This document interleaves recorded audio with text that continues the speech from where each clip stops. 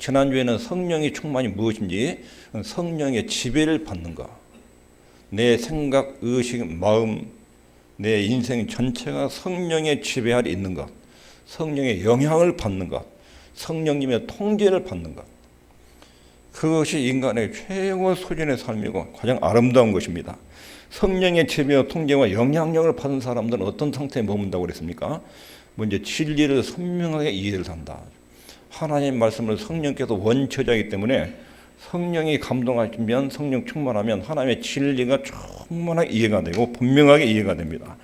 그리고 큰 기쁨이 속에서 넘쳐나고 말씀을 전달하는 능력도 강력하게 나타나고, 이런 열매들이 인격 속에 자리를 잡게 되고, 그리고 우리 예수님에 대한 깊은 감사와 구원의 깊은 감사에 십자가에 살아야 되는 감사, 그리고 주님을 죽도록 사랑하는 그런 마음이 속에 이루어지고, 그리고 성도와 성도 사이의 진정한 연합과 일체가 이루어지는 것, 이게 성령 충만한 사람이에요.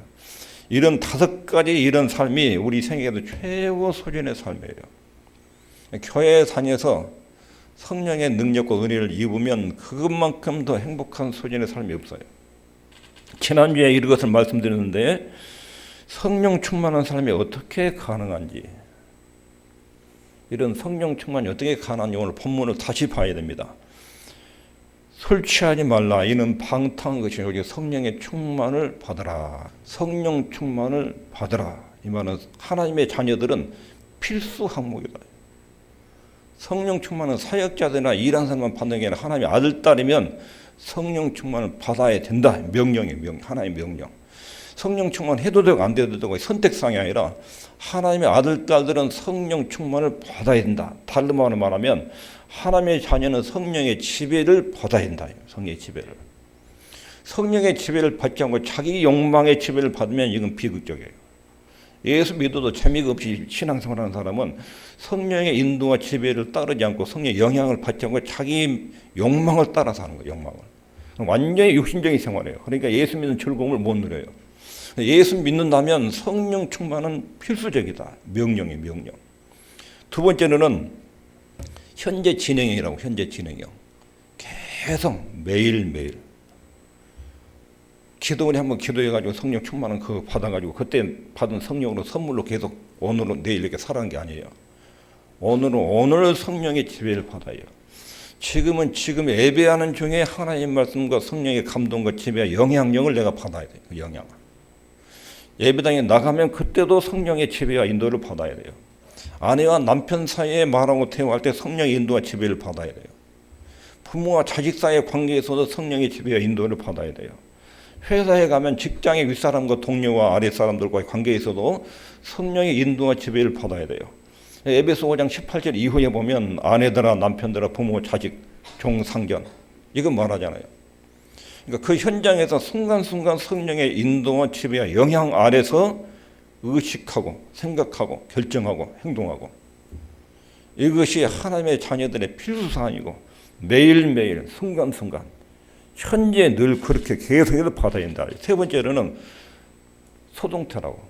소동태라는 것은 내가 자발적으로 내 안에서 발생하는 것이 아니에요. 밖에서 와야 돼요. 밖에서. 능동태라는 것은 내가 하는 거예요. 내 안에서 생성이 되는 거예요. 내 안에서. 이 용어는 소동태라는 것은 밖에서 힘이 와야 돼. 힘이. 내가 마음대로 조절하는 것이 아니에요. 하나님의 말씀에 적합한 요소가 갖춰지면 하나님의 영이 성령이 내 안에 오셔서 나를 인도하시고 지도하시고 가르쳐주고 깨닫게 하고 생각나게 하고 나를 지배하시고 나한테 영향을 줘요. 성령께서 어떤 원리에 따라서 우리 안에 역사하시면 회개, 강구. 그러면 그분이 우리 안에서 역사하셔요. 그래서 성령 충만이라는 것은 그 성령님이 내 모든 삶이 의식적으로 성령의 지배를 받는 거예요. 의식적으로. 여기서 나는 아무것도 안 하고 있으면 성령께서 내 안에 다 오셔서 해주나? 그렇지 않아요. 사람들은 자기의 기질이 있고 자기 생각이 있고 자기 개성이 있고 자기 인격이 있고 자기 학문이 있어요. 자기가 알고 있는 지식의 역량도 있고 재능도 있고 인격도 있고 개성도 있어요. 그럼 이것도 다 버리고 성령께서 내 안에 채워주느냐? 그게 아니에요. 여전히 내 지식도 있고 개성도 있고 인격도 있는데 인격과 지식과 내 판단력과 이것들을 성령의 지배하에 두는 거예요. 성령의 인도와 관리와 다스림을 받는 거예요. 그것이 성령 충만이에요. 바울, 베드로 다 기질이 있고 학문이 있고 인격이 있어요. 그리고 자기 인격과 학문을 성령의 지배 아래 두는 거예요. 그러니까 이분들이 기록한 성경 내용을 보면 바울 사도가 기록한 성경은 문체들이 굉장히 화려하고 깊어요. 베드로는 학문 수준이 낮기 때문에 단순하고 명료해요. 베드로 전후서는요. 바울이 기록한 로마서라든가 서신서는 굉장히 정교해요. 성령께서 이 사람이 학문도 쓰신 거예요. 바울은 굉장히 담집질이에요. 한번 목적을 세면 끝까지 추진하는 기질이에요. 그 기질을 성령의 인도와 지배 아래 두어서 쓰는 거예요. 베드로는 굉장히 다혈질이야. 말을 한 번에 팍 하고 뒤에 가서 후회하고. 그 기질대로 또 그 기질도 성령께서 지배하도록 맡기는 거예요. 독특한 기질, 학문, 인격 이것이 그대로 살아있는데 그걸 성령의 지배로 넘기는 거예요. 성령의 충만이라는 것은 성령의 지배가 되면 내가 다 비워버리고 내 인격과 기질과 학문을 다 없애버리고 성령으로 채우는 거 그게 아니에요. 여전히 예수 믿기 전에 가졌던 내 인격이나 개성이나 기질이나 아는 것이나 이 조건들이 있는데 이것을 의식적으로 성령의 지배 아래 두는 거예요. 교회 다니기 전에 직장 다니죠. 직장 다니다 교회에 나왔어요. 근데 직장 포기하고 하나님만 믿는 게 아니라 여전히 직장에 다녀요. 근데 직장 생활에 옛날 사고방식의 지배를 받지 않고 성령의 인도와 하나님의 말씀의 뜻의 지배를 받고 움직이는 거예요. 대인관계에서. 일 처리도 옛날처럼 처리하지 않고 하나님의 말씀의 원리에 따라서 아닌 것은 아니고 옳은 것을 옳은 대로 자기 일 처리를 성령의 지배에 인도 아래 두는 거예요. 그게 성령 충만이에요. 이런 면에서 개성과 기질, 재능의 성령의 통제를 받는 것. 예수님도 성령이 충만하셔요. 예수님은 참 하나님이십니다. 예수님 육체를 입고 땅에 오셨을 때도 여전히 하나님이었어요. 하나님의 신성과 능력과 거룩과 영광이 전혀 손색이 없이 육체 안에 다 있었어요. 육체 안에. 철저하게 예수님은 땅에 육체를 입고 있는 동안 성부 하나님과 성령 하나님의 지배와 통제 아래서만 움직였어요. 철저하게 아버지 하나님과 성령의 지배 아래 움직여요. 예수님이 사라져버리고 성령만 역사한 게 아니에요. 예수님 인격이 있고 그 인격이 성령의 감동의 지배 아래 두는 거예요. 이것에 대해서 요한복음 3장 34절에 하나님이 보내신 이는 하나님의 말씀을 하나니 이는 하나님이 성령을 한량없이 주심이라. 성자 하나님으로서 성령 충만을 안 받아도 돼요. 그런데 육체를 입고 오신 위치에서 성령을 충만히 받으셨어요. 그리고 요한복음 8장 28절에서는 이에 예수께서 가라사대 너희는 인자를 든 후에 예수님 십자가에 죽은 후에 내가 그인 줄 알고 또 내가 스스로 아무것도 하지 아니하고 오직 아버지께서 가르치신 대로 이런 것을 말하는 줄도 알리라. 예수님 십자가에 죽고 부활한 뒤에 올라간 승천한 뒤에 예수님이 말씀하신 가르친 내용이 예수님의 개인의 사소한 뜻이 아니라 하나님 아버지의 생각이었구나. 성부와 성령 하나님과 철저하게 일치된 언어였구나. 그때 너희들이 그것을 알리라. 예수님의 모든 능력, 재능, 개성들을 가지셨지만 오직 성부와 성령을 의존해서 인도를 받고 통제를 받는 이런 성령 충만한 사역을 하셨습니다. 이것이 성령의 지배하에 인도하심, 의도적으로 성령의 지배에 자기를 맡기는 거예요. 이게 성령 충만의 표본입니다. 우리가 성령 충만을 받으라는 권면을 받을 때 예수님 같은 성령 충만이 똑같은 거예요. 예수님의 인격 신성이 그대로 있는데 의도적으로 성부 하나님과 성령의 인도와 지배 아래서 활동하고 움직이고 말하고 이게 성령 충만의 모범적인 케이스예요. 성령 충만하려면 첫째로 시작 성령께서 예수 믿는 사람의 안에 계신다는 것을 인식해야 됩니다. 예수님을 믿으면 성령님이 내 안에 와 계셔요. 이것이 첫 번째 인식해야 될 성령 충만의 요인이고 두 번째로는 성령께서 원하신 것이 무엇인지를 정확하게 알아야 돼요. 우리 안에 와 계신 성령의 사역은 지난번에 두 가지의 사역을 한다고 했죠. 하나는 뭐예요? 증거사역, 외적인 사역, 외적으로 주님의 복음을 전하는 증거사역, 외적인 사역. 우리 안에서는 성화사역, 우리를 하나님의 사람으로 만들어가는 그 사역, 두 가지 사역을 하셔요. 야고보서 4장 5절에 너희가 하나님이 우리 속에 거하게 하신 성령이 시기하기까지 사모한다 하신 말씀을 헛된 일로 생각하느냐. 성령이 시기할 정도로 너희가 하나님을 닮아가기를 엄청나게 소원하고 계시다. 내 안에 계신 성령님은 내가 하나님 자녀답게 거룩하고 성화되기를 간절히 열망하신다. 성령님의 최고 소원은 거룩한 삶, 성화. 내 안에 오셔서 너는 내 아들이고 딸이니까 너는 하나님의 아들, 딸다워 된다. 딸다워 된다. 말하는 것이나 생각하는 것이나 행동하는 것이 하나님의 자녀다워 된다. 이게 성령의 최고 소원이에요. 하나님의 자녀다워야 된다. 이 안에는 인격과 품성도 들어있고 사역, 일들도 들어있어요. 일들도. 복음 증거하는 사역도 함께 들어있어요. 갈라디아 5장 17절에 육체의 소욕은 성령을 거스리고 성령의 소욕은 육체를 거스리나니 이들이 서로 대적함으로 너희 외에 원하는 것을 하지 못하게 하려 함이니라. 우리 안에 육체의 소욕과 성령의 소욕이 늘 충돌하는데 성령의 소원은 육체의 소욕을 성령의 통제와 지배 아래 두기를 소원한 거예요. 그것이 성화예요. 네, 육체적 욕망, 이것도 성령의 지배 아래 두기를 바라는, 이게 성령께서 우리 안에 오셔서 최고의 소망이에요. 그것이 성화예요. 성화. 모든 일에 있어서 성령의 지배에 자신을 복종해야 되겠다. 이것이 성령 충만의 핵심 부분이에요. 일상생활 전체가 성령의 지배와 영향 아래 두는 것. 그래서 성령 충만이 필수사항이에요. 필수사항. 선택사항이 아니에요. 하나님의 자녀는 그렇게 살아야 한다는 거예요. 어떻게 이게 가능한가? 우리의 개성을 표현하고 내 생각을 가지고 살아가면서 어떻게 성령의 지배와 인도를 받는 것이 가능한가? 내 개성과 성격과 생각이 다 없어지고 성령님이 딱 들어와서 있는 게 아니에요. 여기 성령 충만이 아니에요. 내 개성과 생각이 그대로 있어요. 그런데 의식적으로 성령의 뜻에 내가 굴복하는 거예요. 굴복. 내 인격이 하나님의 감동과 은혜와 하나님의 뜻에 복종시키고 굴복하는 거예요. 그것이 성령 충만이요. 내 생각 개성 싹 채우고 성령이 그 자리에 딱 채워주는 거, 그게 아니에요.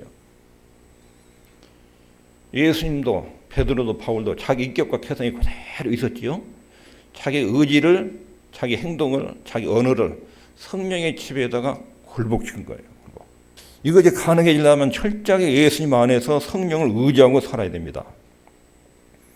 풀장이나 바다 해수욕장에 가면 사람이 물에 들어가면 가라앉지요. 최악의 세상에 우리가 던져졌으면 계속 죄가 끌어당겨요. 계속 죄 아래 가라앉아요. 근데 구명복이나 튜브를 딱 타면 그것이 내 몸을 딱 띄워줘요.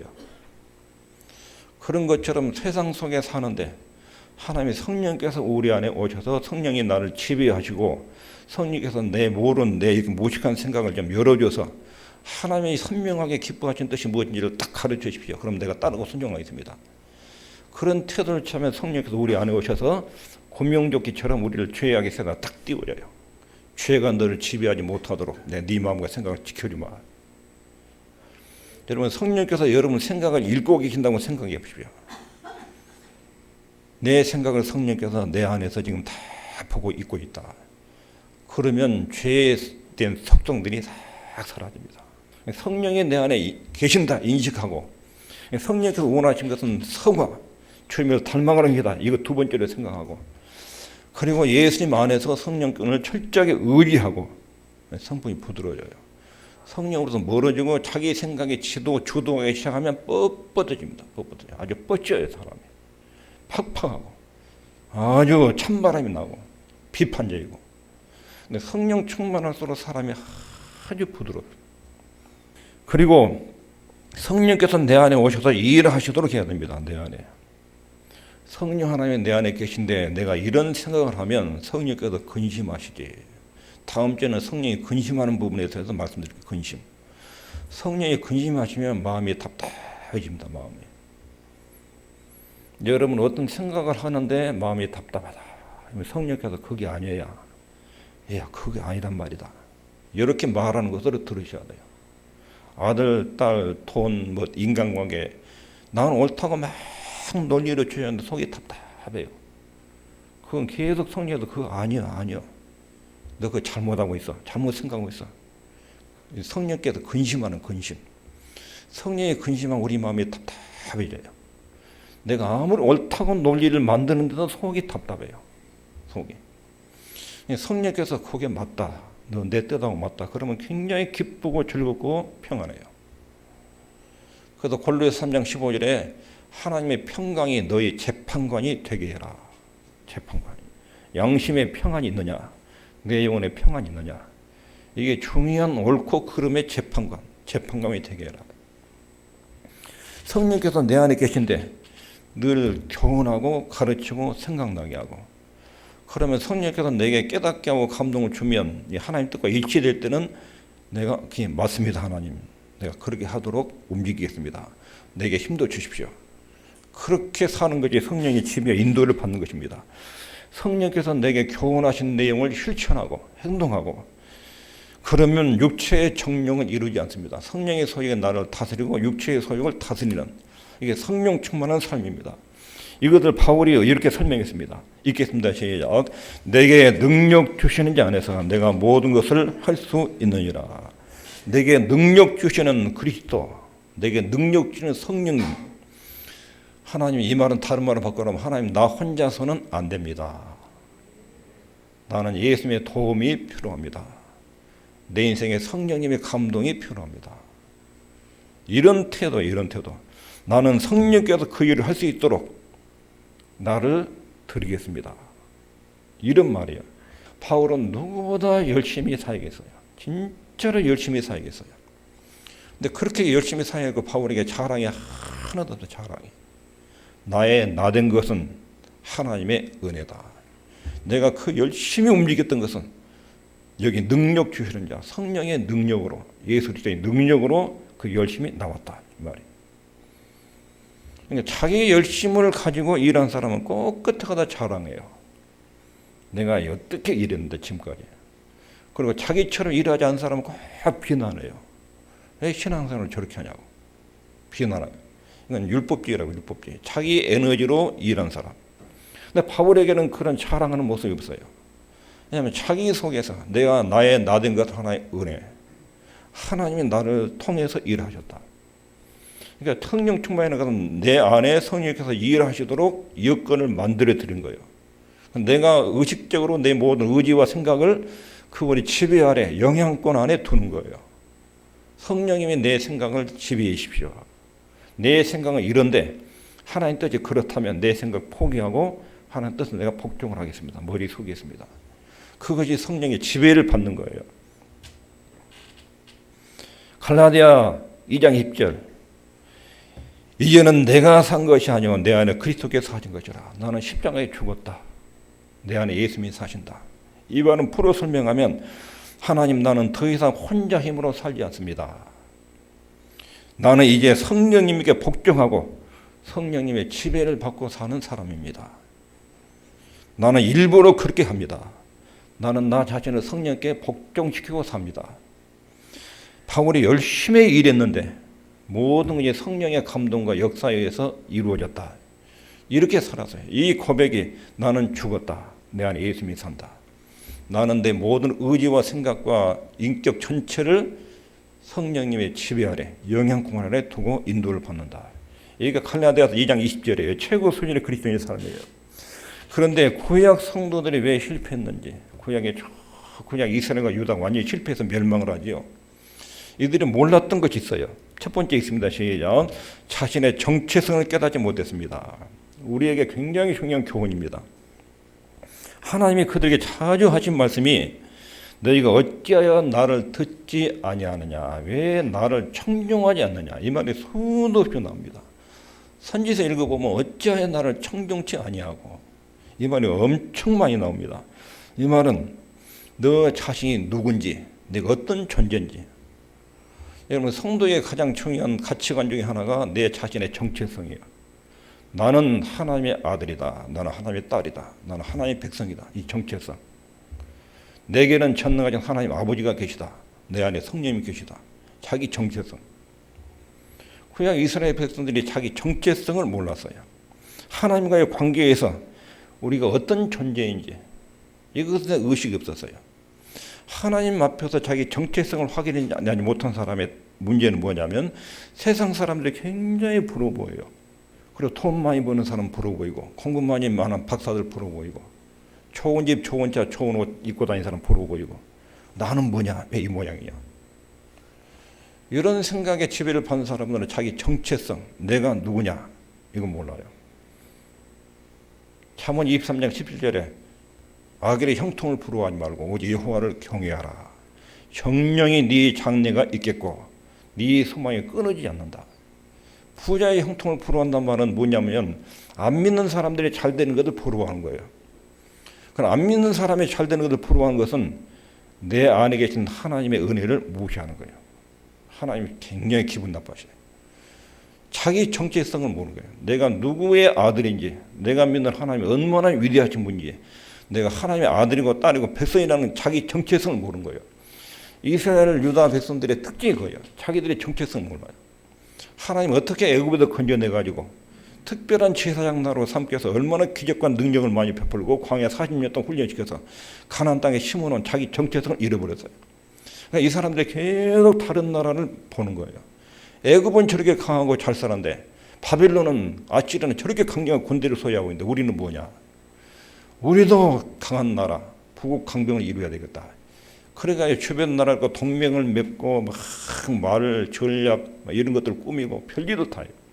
그리고 하나님을 버려버려요. 첫 번째 구약 성도의 실패가 자기 정체성을 모르는 거예요. 정체성을 망각하면 꼭 불신자들과의 비교를 해요. 안 믿는 사람들의 형통과 자기를 비교를 해요. 예수 믿는 사람이 하나님 빼버리고 여러분 이제 하나님 딱 빼버리고 여러분 안 믿는 사람을 대조해 보십시오. 지식이 있어도 그 사람을 이겨냅니까? 공부 잘하는 사람 얼마나 많은데 돈 가지고 비교할 수 있어요? 주변에 나보다 부자들 쫙 깔렸는데 인물 가지고 다 자녀들 가지고 비교해 예수님 빼고 자기들 잘 나가는 놈들 많은데 우리 집 자식들은 그런데 이길 수 없어요. 이 정체성을 모르면 늘 주변 사람과 비교해가지고 자기를 확인해요. 그런 비참한 느낌이 들어요. 나도 예수 믿는 거 우물한 개구리다. 나도 저 사람처럼 살아야 되겠다. 소담 방법을 가리지 않고 삶을 자기 욕망대로 튀어나가요. 그건 하나님의 역사 안 해요. 이것도 아니고 저것도 아니고 아니 짓밟히는 삶이 돼버린 거예요. 열방과 비교했어요. 그리고 나서 세상 정신을 따라갑니다. 이스라엘은 실패의 과정이에요. 우리도 저 사람들처럼 유명해야 되겠다. 우리나라도 저 나라처럼 강해야 되겠다. 그래야 하나님 믿는 거 다 버리고 그 사람들 따라가요. 그 정신을 따라가요. 그 결국 어떻게 되죠? 하나님과의 관계 단절이 와요. 하나님 엄청난 능력을 가진 분인데 도움이 안 와요. 도움이 끊어져 버려요. 하나님 없이 살다가 처절하게 북이스라엘 망하고 남유다 망해요. 구약 실패예요. 구약 성도들의 실패 원인이 여기서 자기 정체성. 나는 하나님의 아들과 딸이다. 이 신분의식, 내게는 창조주 하나님이 나의 아버지다. 내 인생 전체를 책임지는 아버지가 계시다. 하나님 아버지가. 자기 신분이라는 정체성. 그리고 그 안에서 어떤 사람도 나는 부럽지 않다. 대통령도 회사 사장도 뭐 군수도 면장도 누구도 나는 부럽지 않다. 내가 그보다 낫다. 안 믿는 그 사람보다 낫다. 근데 자기 정체성. 이런 담대함이 있는데 교만으로 가면 안 돼요. 담대함을 가지고 있으면서도 교만하면 안 돼요. 교만하면. 그 사람을 무시하면 안 된다. 무시하면. 그 사람들 앞에 설 때는 나도 저 사람과 똑같은 죄인인데 예수님께 용서받은 사람이지 별로 차이가 없다. 신분은 내 하나님의 자녀지만 저 사람들 내가 무시할 수 있는 위치에 없다. 이건 또 기억해야 돼요. 담대함 동시에 교만함 조심해야 돼요. 겸손함으로 간다고 가면서 또 비굴한 거 조심해야 돼요. 비굴한 거. 하나님과 단절돼서 이렇게 끝난 것인데 이게 구약 성도들의 실패입니다. 하나님은 이들에게 내가 너희들의 후원자인데 왜 내 능력의 통로를 막았느냐. 하나님 제일 안타까운 거예요. 하늘에서 뭐든지 할 수 있는 능력을 가진 분인데 하나님의 능력의 통로를 딱 막아버린 거예요. 이스라엘이. 요 세 가지 행동으로 하나님 관계를 딱 끊어버렸어요. 성령이 엄청난 능력자로 우리 안에 계신데 우리가 통하기를 바라시는데 그분과의 관계를 끊어내는 거예요. 자꾸 끊어내요. 그래 자기 나름대로 잘 살아보려고 막 발버둥치는 거예요. 하나님 쪽에서 이것들 굉장히 탄식이에요. 성령의 탄식이 이것이에요. 성령 충만한 삶의 원리는 첫 번째, 예수님의 모범을 보면 예수님이 이 땅에다 철저하게 아버지를 의존했습니다. 우리도 그렇게 살아야 됩니다. 두 번째는 성령님은 예수 믿는 사람 안에 계신다. 내 안에 성령님이 계신다. 예수 믿는 내게 성령님이 와 계신다. 이걸 다 인식해야 돼요. 그리고 그 성령님과 대화를 하셔야 돼요. 대화를. 그리고 내 안에 계신 성령께서 귀를 기울여야 돼요. 귀를. 그분의 인도와 지배를 받아들여야 돼요. 양심이 갇히게 되면 바로 그걸 버려야 돼요. 회개하고 용서를 구해야 돼요. 뭔가 생각을 했는데 이게 하나님이 기뻐하지 않는다. 바로 회개하고 돌이켜야 돼요. 그것이 성령 충만한 삶의 비결이에요. 성령에서 깨닫게 하시고 힘 주시는 대로 함께 일하고 동역하고 그러면 성령께서 나를 지배하시고 그것이 성령 충만한 상태가 되는 것입니다. 성령 충만한 삶의 원리 있겠습니다. 시작. 항상 복종하여 두려고 떨림으로 너의 구원을 이루라. 여기까지가 우리가 할 일이에요. 성령께서 어떤 뜻을 딱 우리한테 보여줘요. 하나님 기쁘신 뜻을 딱 보여줘요. 그러면 그걸 딱 잡고 온 힘을 다해서 소리고 떨림으로 그 명령에 순종하도록 힘써라. 우리가 할 일이에요. 그런데 너희 안에서 행하시는 일은 하나님이시니 하나님이 하신 일이죠. 자기 기쁘신 뜻을 위하여 너희로 소원을 두고 우리 안에 성령의 소원을 두셔요. 하나님의 뜻을 보여주고 깨닫게 하시고 인도해요. 내 마음속에 성령이 주시는 소원이 있어. 소원이 확인되면 거기에다 내 인격 전체를 쏟아부으면 돼요. 그러면 성령의 능력과 감정들이 나타나요. 감정들이. 오늘 말씀을 정리하면 첫 번째로 성령 충만은 우리 기질과 개성, 능력과 재능 이것들이 딱 사라지고 성령께서 딱 자제하는 게 아니라 내 똑같은 기질과 개성과 인격인데 의식적으로 성령의 뜻에 복종시키는 것. 삶 전체가 성령의 지배 아래 놓이는 것. 이것이 성령 충만이에요. 성령 충만한 삶은 그리스도의 정체성을 인식하는 거예요. 나는 하나님의 백성이다. 이거 인식하고 내 안에 성령님이 계신다. 이것 의식하고 그리고 내 안에 계신 성령께서 나한테 생각나게 하고 가르치게 하시는 활동을 하신다. 성령의 감동을 어떤 명령과 생각이 들어오면 거기에 귀를 기울이고 그분이 인도를 포토하고 지배를 받는 거. 그리고 성령께서 깨닫게 인도하실 때 함께 보조를 맞춰서 천인격으로 거기에 말씀에 순종하고 복종해 나가는 거예요. 근데 이게 굉장히 잘 안 되지요. 안 되면 안 된다고 말해야 돼요. 하나님 나 이렇게 하고 싶은데 잘 안 됩니다. 하나님 우리가 100% 완전한 것을 기대하지 않아요. 그러나 하나님 우리에게 바라는 것은 솔직하고 정직한 것을 아주 좋아하셔요. 하나님 나 하나님 뜻대로 살고 싶은데 이게 잘 안 됩니다. 이 영역이 잘 안 됩니다. 하나님 도와주십시오. 이게 솔직한 거예요. 정직한 거예요. 이것이 원리예요. 이거 원리. 성령 충만, 성령의 지배와 인도를 받는 원리. 다음 주에는 이런 성령 충만을 위해서 성령을 근심하게 하는 일이 있어요. 성령을 근심하게 하면 성령께서 역사를 안 하셔요. 중단하셔요. 성령을 근심하게 하는 일이 우리 언어와 생각과 행동과 습관 속에 들어오면 하나님 일체 역사를 안 하셔요. 그때는 내 힘으로 살아야 돼요. 인생이 팍팍합니다. 다음 주에는 성령을 근심하게 하는 일을 지적하고 그것을 버리는 것. 그걸 버리면 성령께서 우리 안에 충만히 역사하셔요. 삶의 최고의 질은 성령 충만한 삶이에요. 이런 소원을 저와 여러분이 갖기를 바랍니다. 기도하겠습니다.